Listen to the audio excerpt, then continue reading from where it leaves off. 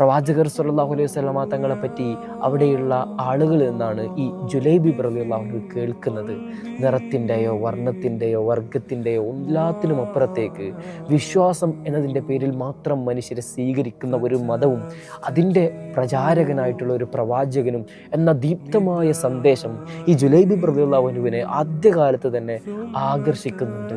അങ്ങനെയാണ് മദീനയിലെത്തിയ പ്രവാചകർ സ്വല്ലല്ലാഹു അലൈഹി വസല്ലമ തങ്ങൾ മദീന പള്ളിയിൽ സ്വഹാബത്തുമായിട്ട് ഇങ്ങനെ സംസാരിച്ചിരിക്കുമ്പോൾ വിദൂരതയിൽ നിന്നുകൊണ്ട് ഈ സ്വഹാബി ഇതെല്ലാം ഇങ്ങനെ കേൾക്കുന്നുണ്ട്. ആ സമയത്ത് പ്രവാചകർ സ്വല്ലല്ലാഹു അലൈഹി വസല്ലമ തങ്ങൾ ആ വിദൂരതയിൽ നിൽക്കുന്ന നീളം കുറഞ്ഞ വിരൂപിയായ നിറമില്ലാത്ത ആ മനുഷ്യനെ അവിടേക്ക് വിളിച്ചു വരുത്തുന്നു. അവിടെ കൂടിയിരുന്ന ആളുകൾ അവർ പ്രകടിപ്പിക്കുന്ന മുറുമുറുപ്പുകൾക്കൊന്നും വകവെക്കാതെ ആ സ്വഹാബിമാരുടെ ഏറ്റവും മുൻപന്തിയിലേക്ക് ആ മനുഷ്യനെ പ്രവാചകർ സ്വല്ലല്ലാഹു അലൈഹി വസല്ലമ തങ്ങൾ പ്രതിഷ്ഠിക്കുകയാണ്.